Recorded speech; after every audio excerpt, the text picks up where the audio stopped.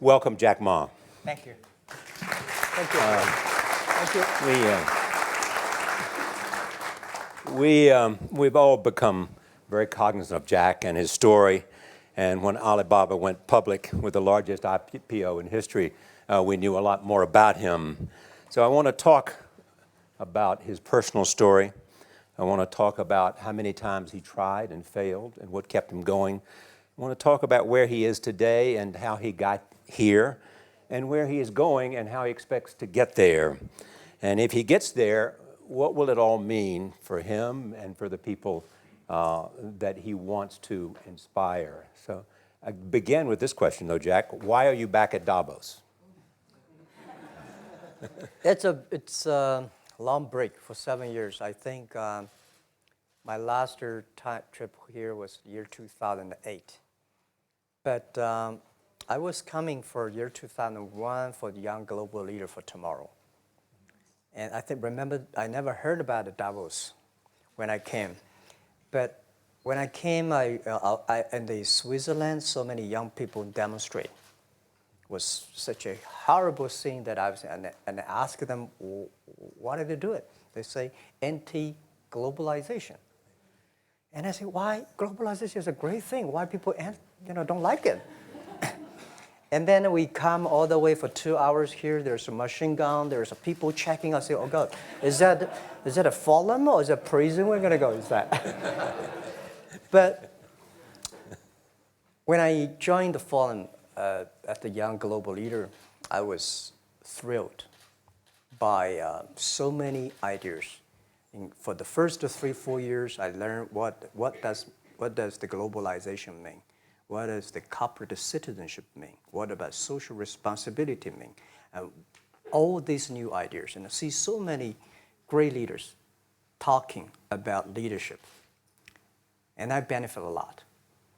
And the year 2008 and 2009, when the financial crisis came, I think it's better go back to work, because we can never win the world by talking. So go back, spend 7 years.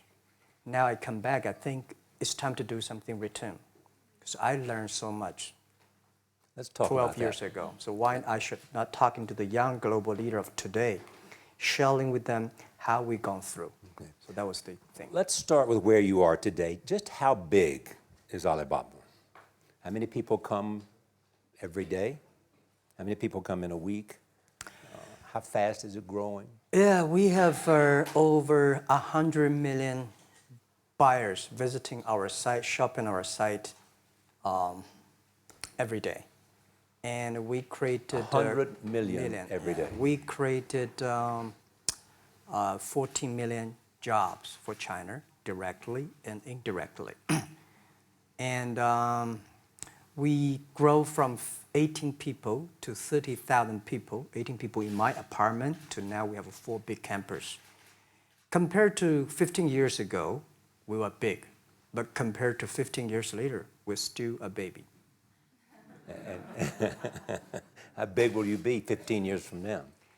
I think 15 years ago, I told my team that in the past 15 years, we grow from nothing to this size. And 15 years later, I want people to know about Alibaba, know Taobao, because it's already everywhere. I want 15 years ago when we talk about what is e-commerce, why small business can using this e-commerce, this internet, can do business across the nation. And I hope 15 years later, people forget about e-commerce because they think it's like electricity. Nobody thinks it's a high tech today. Now, this is something that I don't want 15 years later, we still walk on the street talking about why and how e-commerce can help people. Talk about the IPO. Did it exceed your expectations? Well, it's a pretty small IPO, 250. Yes. Yeah. The largest IPO in the history of Wall Street. We raised. And number 2 was a Chinese bank. Thank you. I remember year 2001. We went to raise some 5 million, 3 million venture capitalist dollars in the USA, and got rejected. And I say we come back raising a little bit more. But I think, what we think more about is for $25 billion, how we can spend the money efficiently, because this is not the money, this is the trust from the world, the trust from those people. They want you to do better jobs to help more people. They want to have a good return. So I think giving me more pressure, because when our market cap is bigger than IBM, for a certain day we're bigger than Walmart.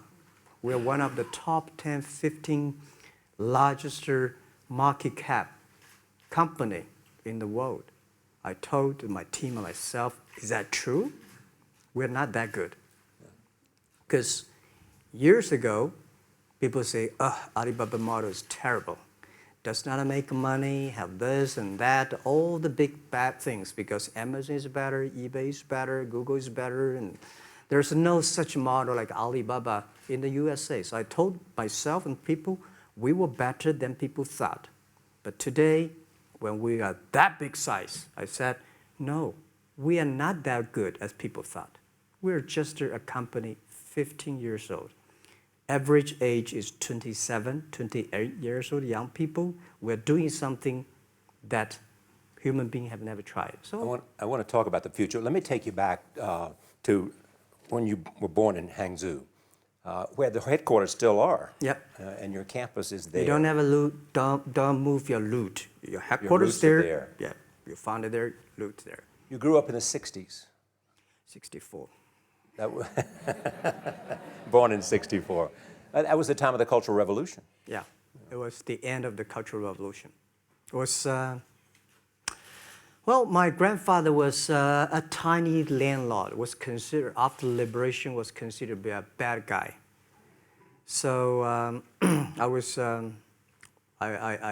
know how tough it was when I was a kid. You tried to get into 3 colleges. Mm-hmm. Each time they rejected you. No, I tried. There's examination that young people, if you want to go university, you have to take the examinations. So I failed 3 times. Right. But a lot of fail. I failed for funny things that I failed a key primary school test for 2 times. And I failed 3 times for the middle schools. And you will never believe in Hangzhou, my city, there's only 1 middle school that lasts only 1 year. It was changed from primary school to middle school because our graduates of our school, no middle school accept us because we were too bad. Yeah. They would become a middle school. What effect did it have, though, being rejected? Well, I think we have to get used to it. We're not that good. Even today, we still have a lot of people reject us. I think when I graduate from universities, and before I, for 3 years, I tried to fill in the universities. So I applied jobs for 30 times, got rejected. I went for a police, they said, no, you're not good. I went to even the KFC. When KFC came to China, come to my city, 24 people went for the job. Yeah. 23 people were accepted. I was the only one guy. And we went for police. 5 people, 4 of them accepted. I was the only guy that I received it. So to me, being turned down, rejected. Oh, by the way, I told you that I applied for Harvard for 10 times, rejected. I know I'll be rejected. I just don't want to say that. They're sorry now. 10 times you wrote them and said, I'd like to come to Harvard. Yeah. And then I told myself, someday I should go teach there, baby. I think that can be arranged. Richard Nixon came to Hangzhou. Yeah. And after that, tourists flooded the place. Yeah. And that's how you learned English. Yeah. I really like I don't know why, at 12, 13 years old, that time I suddenly fell in love into the language, the English. And there's no place you can learn English at that time. There's no books, English books. So I went to the Hangzhou Hotel, now called Hangzhou Shangri-La Hotel, because that was the hotel can receive the foreign visitors. So every morning for 9 years, I showed them around as a free guide, and they taught me English. And I think that changed me. Today, I'm a 100% made in China. I've never got a one-day train outside China. Yeah. And when people talk to me, say, Jack, how can you speak English like that? Why sometimes you talk like an Western guys? I think that was the 9 years. These Western tourists opened my mind because everything they told me are so different from the things I learned from the schools and from my parents. So now I have a habit. Whatever I see, whatever I read, I use my mind. Think about for 2 minutes. Is that how Ma Jun became Jack Ma? Actually, Jack, the name was given by a lady in tennis. She's a tourist. She came here and she said, came to Hangzhou. We become a pen friends. Ma Ring is so difficult to pronounce. So she said, do you have an English name? I said, don't. So can you give me an English name? She said, okay. She said, my father called it Jack. My husband called Jack. What do you think about Jack? I said, good. So I've been using that for that many years. Yeah. First visit to America, 1995? 1995, yeah. I come here for a project helping the local government to building up a highway. And you tried the internet. I tried the internet in Seattle. And in a building called the U.S. Bank. I don't know whether the U.S. Bank is still there or not, but it's a building. And my friend opened a small office, which is like only 10% bigger than this room. And there are a lot of computers in there. And he said, Jack, this is internet. I asked, what is internet? He said, search whatever you want. At that time, they used Mosaic, very slow, right? Yeah. And I said, I don't use it. I don't want to type because computer is so expensive in China. If I destroy it, yes, I cannot pay. He said, just to search it. So I searched the first word, beer. I don't know why, because it's easy to spell, baby. And I see beers from Germany, beers from USA, beers from Japan, but there's no beer from China. And I say, okay, type the second word is China. No data. Nothing. And I said, 1995, no data about China. So I talked to my friend, why not make something about China?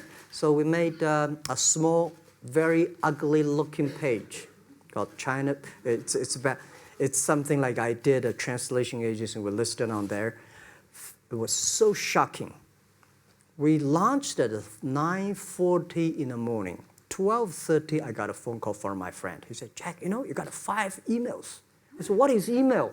And they say, these are the things. So people so excited. Where are you? This is the first time I see a Chinese website on that. How can we can we do something together? So I think this is something interesting. So we should do it. Why did you call it Alibaba? Alibaba? Well, when I started, I think internet is global. We should have a global name. And a name that, interesting, like at that time, the best name is Yahoo. Right? So I've been thinking for many days, suddenly thinking Alibaba is a good name. So I happened to be in San Francisco that day. I did have a lunch, and the waitress came. I asked her, do you know about Alibaba?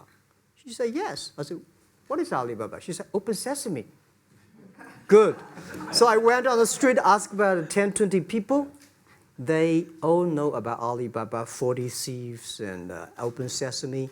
And I think this is a good name. And start with A. Whatever you talk about, Alibaba is always top. You have said before that in creating Alibaba, you had to create trust. Yeah. Because people in China were used to face-to-face.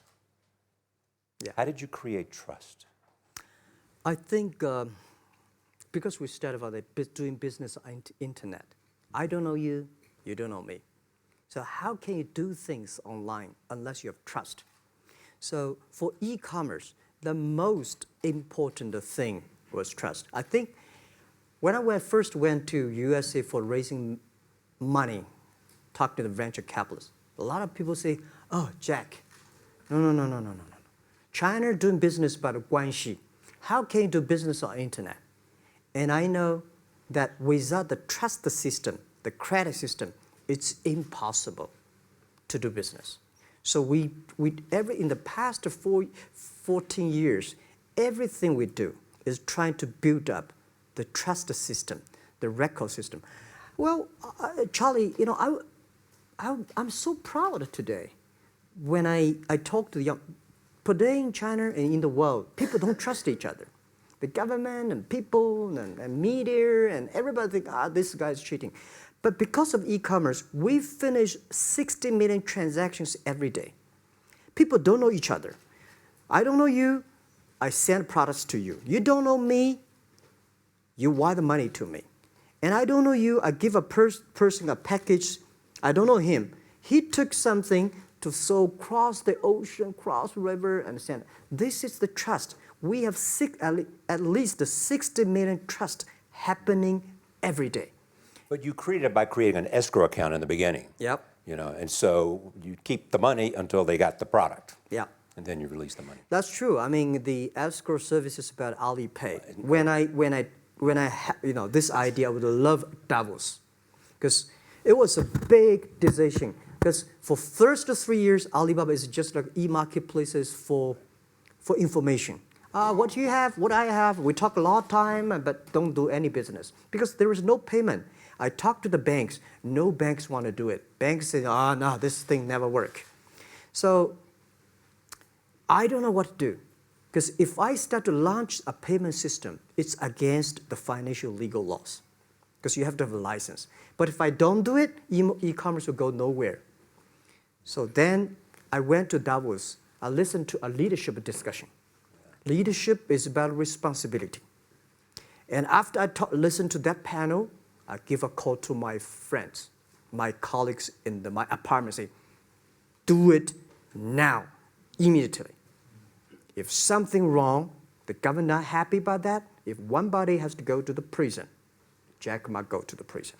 Because it is so important for China, for the world, to build up the trust system. And if you did not do it, I said, and do not do it properly, stealing money, money wash, no trust record, I send you to the prison. That was the thing. And people don't like it. So many people I talked to at that time for Alipay, they say, this is the stupidest idea you have ever got. But I say, I don't wear the stupid clever as long as people use it. Now we have 800 million people using this Alipay. Stupid things, if you do it better, is better. Alipay is a privately held thing. It's not part of Alibaba. No, it's a private. Let me talk about money for a second. Yeah. You have never gotten money from the Chinese government? No. None. I want it at the beginning, and later I don't want it, because I think if the company always think about picking money from out of the government pockets, that company is rubbish. Think about how can you make money from the customers and market and then help customers succeed. That's our philosophy. No money from Chinese banks? No. I at that time I want, and now they want to give me, I don't want it. Yeah. All right. Your relationship with the government. Mm-hmm. Yeah. What's your relationship? I mean, if they didn't here's what some say, that you have existed in an environment that's not, they have restricted competition for you. And that's a pretty good thing to do for a private company. Yeah. I think the relationship with the government for us is very interesting. For the first 5 years, because I've been working as a part-time jobber for a government organization called Ministry of Foreign Trade, 1997, for 14 months. And I learned that you should never rely on government organization to do e-commerce. And I started a business. I told my people and team, in love with the government, don't marry them. Yes. Respect them. And a lot of people say, well, government officers talking about internet, the censorship and this, that, and they worry about. I think it's the opportunity, it's a responsibility talking to them, tell them how internet can help. So you tell them we create jobs. Oh yeah, I think a lot of people debate and fight against them. And in the first 12 years, anybody come to my office, I sit down talking to them, how we can help economy, how we can create jobs, why China will improve by the internet. I think because internet that time is new to any government. And if you convince somebody, and you have the chance. So today I'm very talkative. That probably this is why I talk to so many people.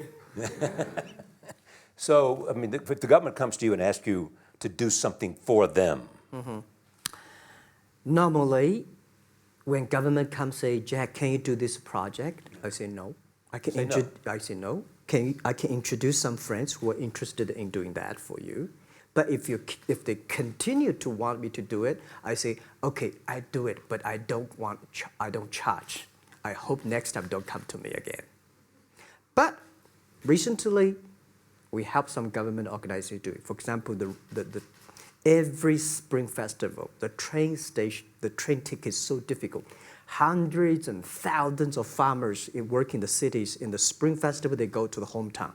But when they order tickets on the other way, the whole system crashed for 5 years. So I told my young people, go support them. Don't charge anything. Because I don't want to see millions of farmers go back to city and they cannot buy the tickets. So it's something that it's not for money. It's something it's not for the government. It's for the millions of people.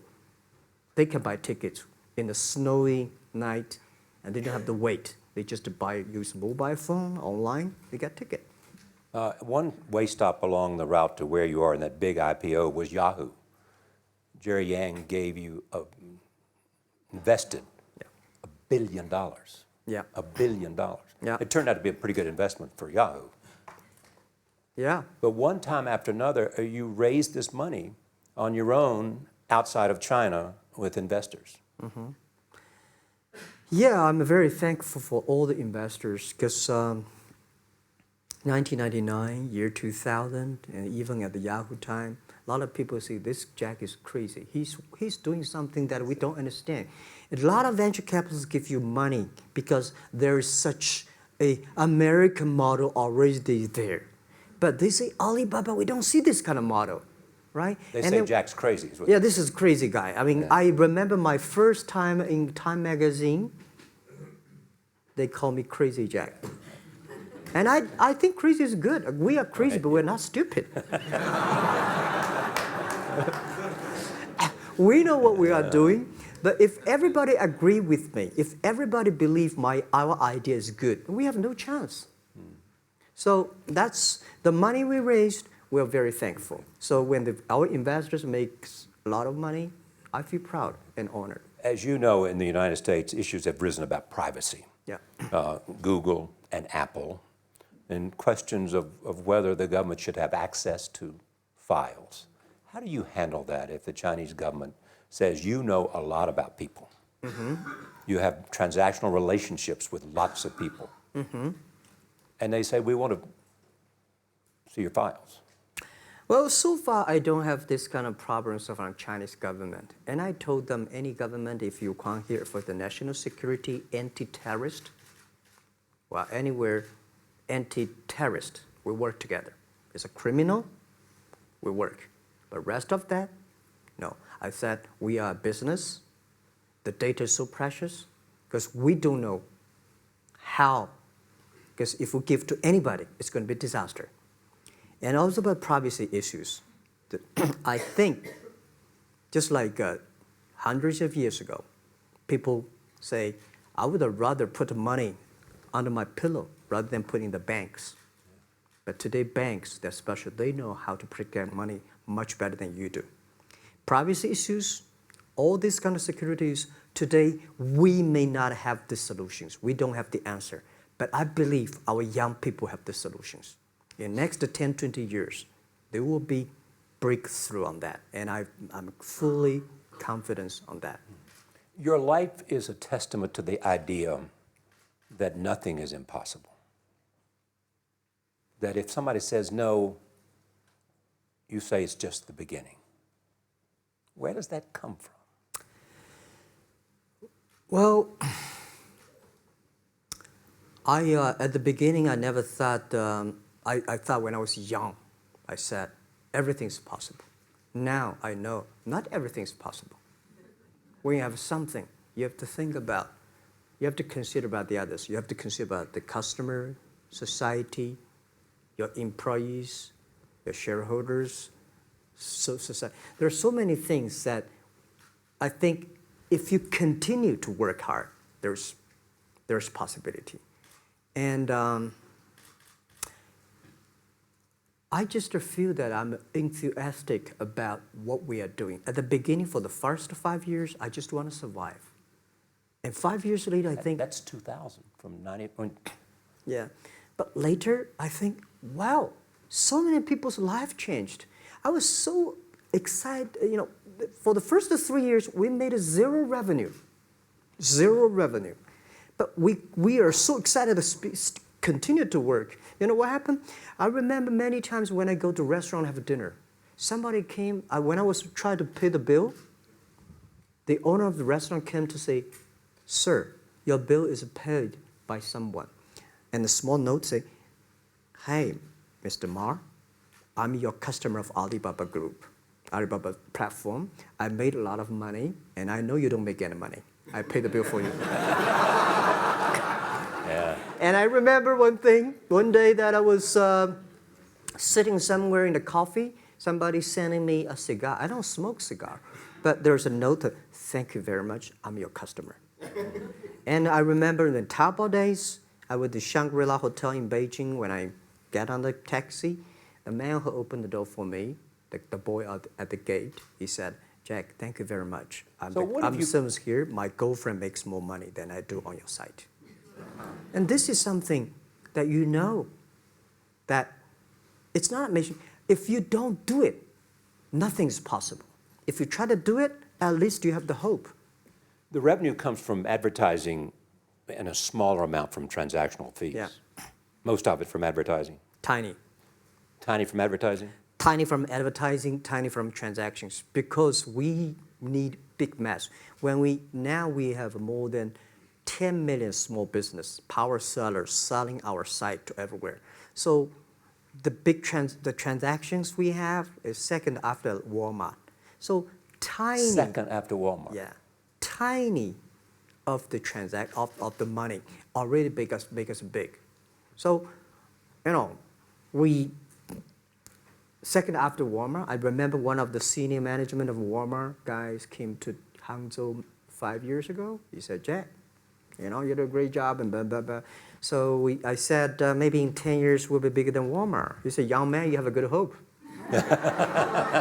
So we said, make a bet. I think in 10 years we'll be bigger than Walmart on the sales. Because if you want to have 10,000 new customers, you have to build a new warehouse and this, that. For me, 2 servers. What's your market cap versus Walmart today? I don't know, but don't maybe either. some. It's close. I think so. Maybe we should check later. All right. Yeah. So where are you going? What does Jack want? I think because the name for Alibaba, we are internet company, happen to be in China. We have the same spirit and entrepreneur spirit like every great entrepreneurs in the world. And I remember the day when I started Alibaba, we want to have a mission helping small business doing easier. So next step is, today, so many millions of small business using our platform to sell things, and over 300 million consumers buy things from our site. Cheapest, efficient. So what I'm thinking about, how we can make Alibaba a platform for global small business. My vision is that if we can help a Norway small business can sell things to Argentina, and Argentina consumers can buy things online from Switzerland. And we can build up, which I called, I don't know, maybe not right word, called EWTO. The WTO is great, past century. But WTO helped so many big companies to sell things across the nation. Today, internet can help small business sell things across the oceans, across the nations. And I hope that we can serve 2 billion consumers. 2 billion consumers. 2 billion consumers. We can help 10 million small business outside China. Help them. Outside China. Outside China. Because we help the American farmers in Washington State almost 300 tons of cherries to China last year. Cherries. Before we sell, the ambassador of USA came to me and said, Jack, can you help us selling cherries? In China. I said, what cherries and the fruits? He said, why not? I said, why not? Let's try. So that when we start to sell cherries, the cherries still on the trees. So we start a pre-order, 80,000 families order cherries online. So we pick up the cherries and ship into China. Within 48 hours, we sell the cherries. The consumers are so happy. But we got a lot of letters complaint after 3 days. They say, why only 100 tons? Why we should not get more? So we sell, 2 months ago, we helped the Costco. We sold 300 tons of nuts to China. So I'm thinking about if we can sell, we're also selling Alaska seafood to China. So if we can sell seafood, if we can sell the cherries, why we cannot help American and European small business selling things to China consumers? China needs that. So this is what I want to do is that 2 billion consumers, China, Asia, developing nations, how we can let them buy things globally. Alibaba rode with the millions of people that went from poverty to the middle class in China. I mean, you were right there growing as they grew and increased. When you look at the international markets, you're doing well in Russia? Yeah. How well? We do pretty good on Russia, and we do also pretty good at Brazil. In Brazil? Russia, I think now I don't know, we are if not the number one, we're the number 2 or number 3 largest. E-commerce. E-commerce. I remember last year we had a campaign. The campaign is that a lot of Russian girls and boys want to buy things from China. You know how many days a Russian girl placed an order and received the products from China? 2 years ago, 4 months. Even that, people are so happy about all the thing. And last year, the campaign, within 1 week, we crashed the whole logistics system of Russia. All right. You were also seen in Hollywood. Yeah. What are you doing in Hollywood?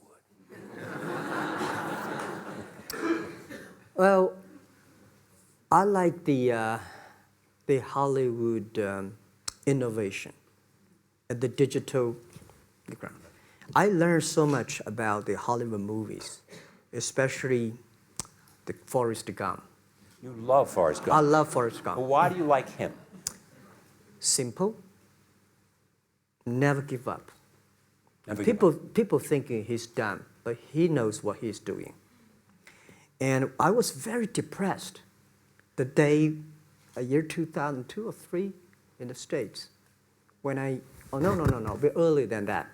I was very depressed when I could not find out a way for the internet. And then I watched the movie in my friend's home, Forrest Gump. When I see him, I think, this is the guy we should learn from. Believe what you're doing, love it, whether people like it, don't like it, be simple. And like the word, life is like a box of chocolate. You never know what you can get, right? I never know I would be here talking to you and talking to Charlie Rose. I never know. But today I made it. I told my people in my apartment 15 years ago, guys, we have to work hard, not for ourselves. If we can be successful, 80% of the young people in China can be successful. We don't have a rich father, powerful uncle. We don't have $1 from bank, 1 cent from government. Just work as a team. So what do you worry about? I worry about it today. Young people, a lot of young people lose hope, lose vision, and start to complain. Because we also have the same period. Because when it's not a good feeling being rejected by so many people. We also depressed, but at least later we find that the world has a lot of opportunity. How you see the world, how you catch the opportunity. So, in the Hollywood gives me a lot of inspiration. You know? But you were out there for business. You were out there because you want to make movies and sell them. I want to make the movie for business-wise. We are e-commerce company. We have a lot of products that need logistic. But movie, TV, these are things you don't need logistic system. And movie probably is the best product that can help Chinese young people to understand. Because one thing I told the Chinese people, my friends, in American movie, all the heroes at the beginning, they look like a bad guy. Terrible things coming, they become a hero. And finally, they all survived. China, if you're a hero, all the hero died. So, because only dead people become the hero. So nobody want to be the hero. So you want to change the Chinese definition of hero? Yeah, I want to say hero. Today we have so many heroes who live in this world. Are you still writing these kung fu novels, or are you just reading them? I read them, and I start to write something. I think it's fun. The kung fu is something you start to think about something that you cannot do. But if you have some luck, if you continue to practice, if you got a good master, if you're a good team, you get expert. So at least to make me, when I'm busy, when I'm tired or frustrated, I read kung fu books. And You also travel with a Tai Chi. Am I saying that right? A trainer. Trainer. Tai Chi? Tai Chi. Tai Chi. Tai Chi, yeah. What does that do for you, other than keep you in good health? I love Tai Chi. Tai Chi is a philosophy about yin and yang. Yeah. Tai Chi is about how you balance, how you work, like a competition. People say when I compete with eBay, say, you hate eBay. No, I don't hate eBay. It's a great company. They come, I go. Tai Chi is like, you fight here, I go over there. You put it on the top, I go to down, right? So it's a balance, right? You are heavy, I'm small, When I'm small, I can jump. You're heavy, you cannot jump. So the Tai Chi is about a philosophy. I use in Tai Chi philosophy in the business. Calm down. There's always way out. And keep yourself balanced. And meanwhile, don't try to, because business is a competition is a fun. Business is not like a battlefield. You die or I win. Business, even if you die, I may not win. Right? So it's about fun. So Tai Chi gives me a lot of inspirations. But you want your life and you want this company, Alibaba, to change the world. And you're changing the world if, in fact, you provide a forum for buying and you enable people to earn a living. Yeah. But also, you believe that Alibaba ought to change the lives of women. So what are you doing? First, I think many years ago, I want to change the world. Now, I think if we want to change the world, we change ourselves. Change ourselves is more important and easier than change the world. And second is that I want to improve the world. Because it changed the world may be Obama's job.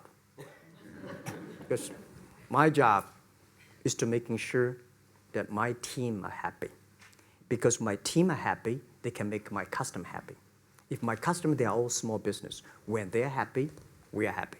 About women, one of the secret source for Alibaba's success is that we have a lot of women. What percentage of women among Alibaba one day employees? Before, I think 2 or 3 months before we IPO, there's American journalist come to our company. She asked me a question. Jack, I've seen so many women in your company. I say, what's wrong? We have later we find that we have 47% of the employees of our company are women. How many? 40? 47% of our company are women. And we actually had a 51 because we acquired some company these days. They have more men, so balance that.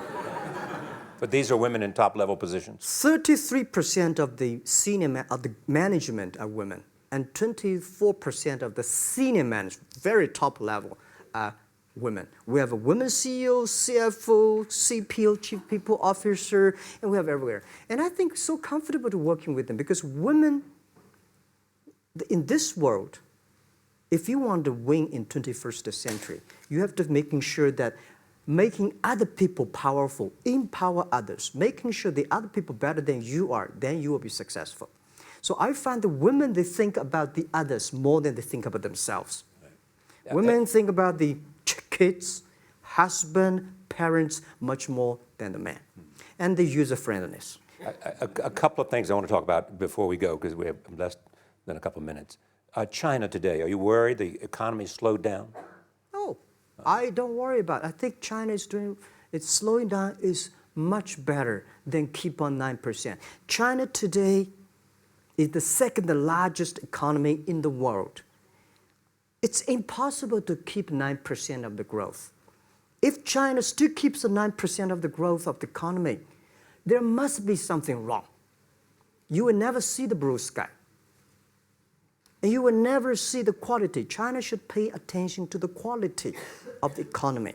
China should not. So if we have a lot of influence, like Hollywood movies, things, and we have the sports and these things in the GDP, will be much better. So I think, just like a human growth, this body can never grow.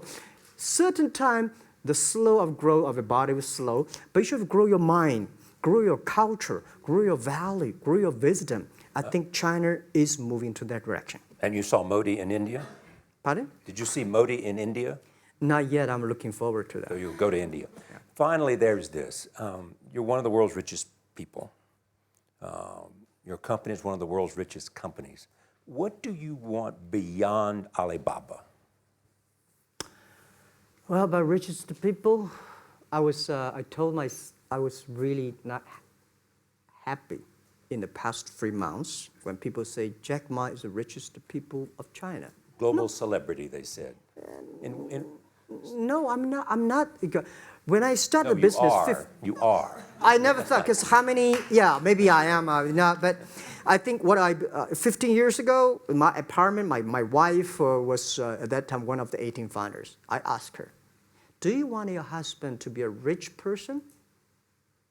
I never said rich person in China, rich person in Hangzhou, or you want your husband to be a respected person. She said, "Of course, respected."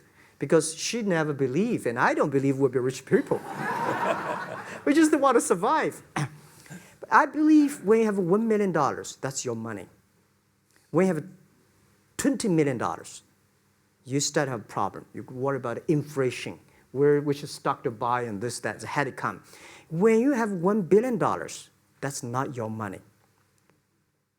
That's the trust society gives on you.